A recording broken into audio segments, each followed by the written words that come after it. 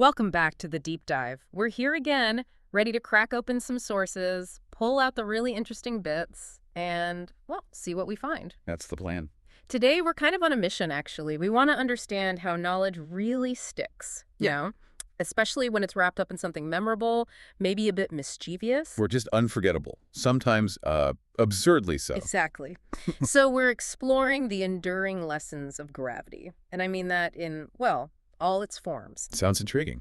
Our deep dive today connects a pretty wild real-life story from a workplace Okay. with a classic, incredibly catchy old safety rhyme. And, of course, there's a big dose of human nature thrown in. Always is, isn't there? We're going to unpack how just understanding basic physics can be, well, vital, and how sometimes the most serious lessons, they come with a totally unexpected side of laughter. Right. The absurdity factor again. Okay, let's unpack this. So maybe we start with these public information films, PIFs, especially the ones from the UK back in the 70s. Ah, yes, the PIFs. Some classics there. What's fascinating here is the thinking behind them. They weren't just, telling you stuff. They were designed to become cultural touchstones, almost like modern parables in a way. Huh.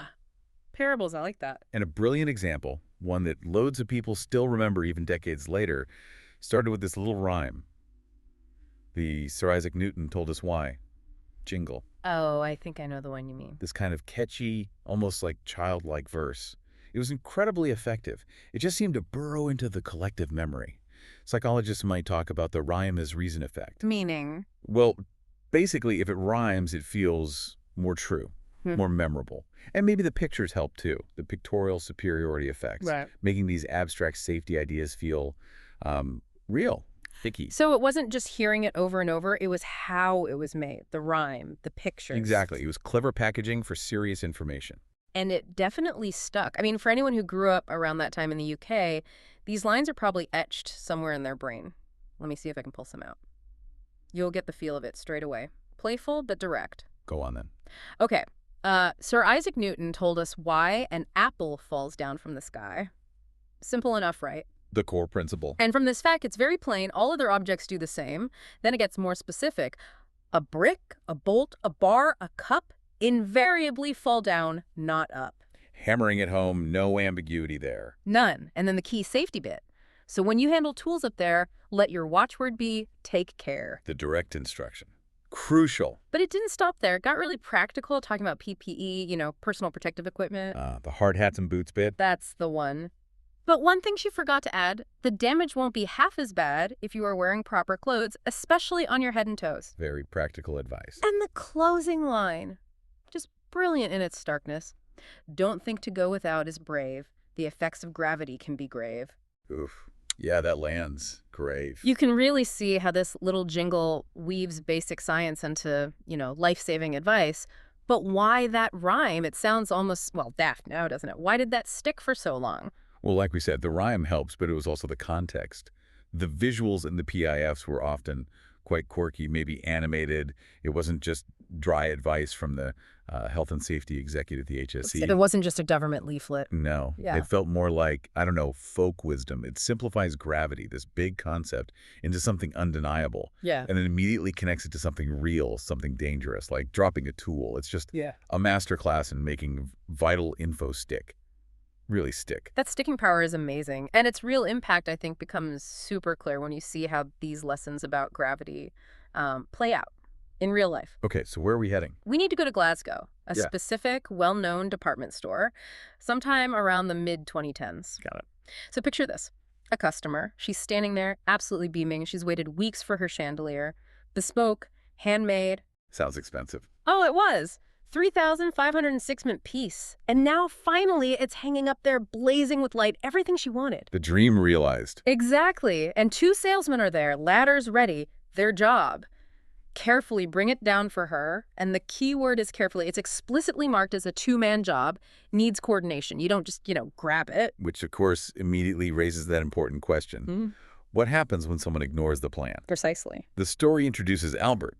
And Albert decides, against the clear instructions, to tackle this 2-man job alone. Uh-oh. Yeah, it's that classic psychology, isn't it? Overconfidence. Maybe underestimating the risk. Or just plain disregarding the rules. That moment where, I've got this. Just completely overrides, hold on, this needs 2 people. That common blind spot, the one that often comes right before. Well, Disaster. indeed.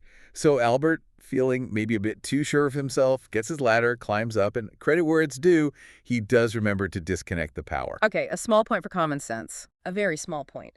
Because, as our source notes rather dryly, that singular moment of good judgment didn't last. He lifts the chandelier off its hook, Yeah. and that's when reality hits. Or rather, gravity hits. He realizes instantly this isn't like the little light fittings he's used to. This thing is heavy.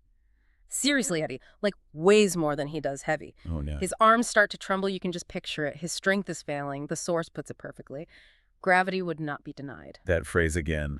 Grave. Down below, the other salesman, Jerry, he's just watching in horror as this huge crystal thing, someone's dream, starts to slide right out of Albert's hands. And Jerry's reaction. Well, in his head, like this awful, almost mocking soundtrack from his school days, that old HSE rhyme just pops up instantly. No, read a bit. Sir Isaac Newton told us why an apple falls down from the sky. A brick, a bolt, a bar, a cup invariably fall down, not up. It's just playing in his mind as he watches this unfold. Wow.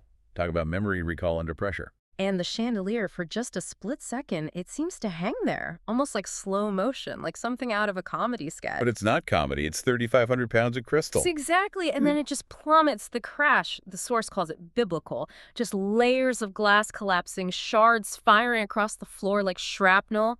Devastating. Albert, frozen, top of the ladder, like a statue of pure regret. Jerry, rooted to the spot, ladder still in hand, just shock. And the customer, the woman, her face just crumpled. Her dream literally shattered right in front of her. Just awful. Silence, I imagine. For a moment, yeah. This frozen tableau, shock, disbelief. But then, the twist, the really human, slightly baffling response kicks in. Okay. Jerry, with that rhyme's final line still buzzing in his head, the effects of gravity can be grave. He breaks first. What does he do? He just blurts out, completely unfiltered, could have been worse. Imagine if it had been an antique. He didn't. He did. And then he just dissolved. Helpless, almost hysterical laughter. Couldn't stop himself. Oh, my God. The timing. And it wasn't just him. He catches sight of his department manager, doubled over, pretending to fiddle with his shoes, but his shoulders are shaking. Same suppressed hysteria. Wow. A shared inappropriate reaction. Totally. The woman, though, understandably, not amused at all. Fury, absolute fury, demanding to see the manager, his manager. She was eventually led away, furious, crying from the scene of her shattered dream. That incident is just... Wow. It's a really fascinating, if dark, look at how we react sometimes, to shock, disaster, absurdity. That laughter seems so wrong, though. Well, often feels wrong, but Jerry's laughter, the manager's too. It's almost textbook Gallows humor. It's a coping mechanism, a really primal way to deal with sudden shock or chaos. It creates this tiny bit of emotional distance. So it's not actually finding it funny. Not usually, no. Yeah. It's more about the brain trying to process something overwhelming, absurd, that massive gap between what should have happened and, well, the explosion of crystal. And you mentioned cultural touchstones earlier. That famous sitcom scene with the chandelier? Only fools and horses. Yeah. Of course. Exactly. Things like that, they seep into our consciousness. They can actually shape how we perceive and maybe even cope with real-life disasters that echo those comedic moments, even when it's not funny at all for the people involved. That connection is powerful. So, okay, what does this whole thing tell us then about those old campaigns, that a jingle from the 70s could just pop up decades later at that exact moment? It really speaks to the incredible stickiness, doesn't it, of well-made, emotionally resonant communication. But there's another layer here. Go on. Jerry's reaction and that rhyme popping into his head. Right. It wasn't just random memory surfacing from nowhere. The sources tell us Jerry was actually too young to remember that HSE campaign from the 70s himself. Oh, so how did he know it?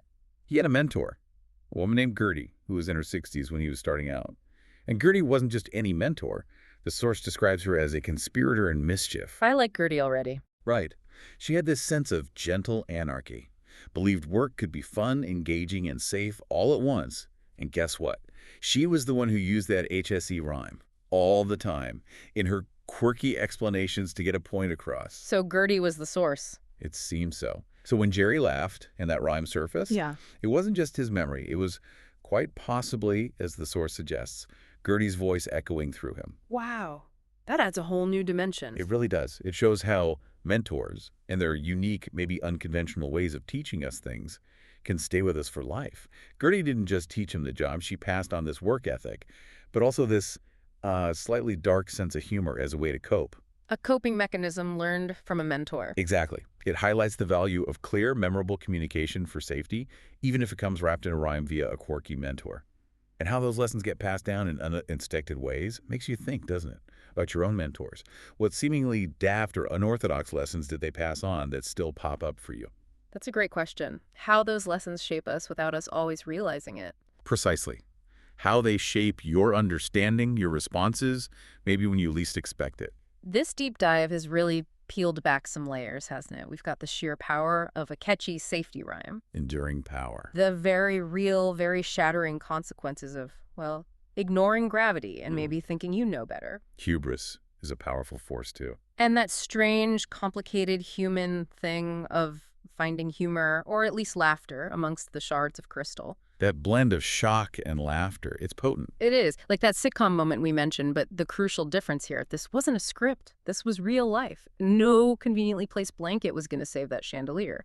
So what does this all mean for you listening right now beyond the vivid mental image? Well, I think this incident is a stark reminder, isn't it?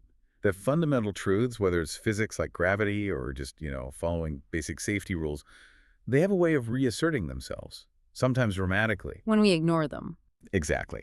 The story of the chandelier isn't just about broken glass. It's about how fast common sense can just get steamrollered by pride, by hubris, and how a simple little rhyme, learned maybe years ago, can be this powerful, if sometimes darkly funny, reminder that some laws, they're just undeniable. Like gravity. Like gravity. And it really makes you wonder, doesn't it, what seemingly unconventional or maybe even daft lessons are quietly sitting there in your mind right now, shaping how you see the world, just waiting for the right or maybe the wrong moment to surface. That is a thought to mull over. Absolutely. Thank you for joining us on this deep dive today. Always a pleasure. And we really encourage you to keep exploring these surprising links between safety, how we behave, and the stories, the rhymes, the crashes, the laughter that we remember.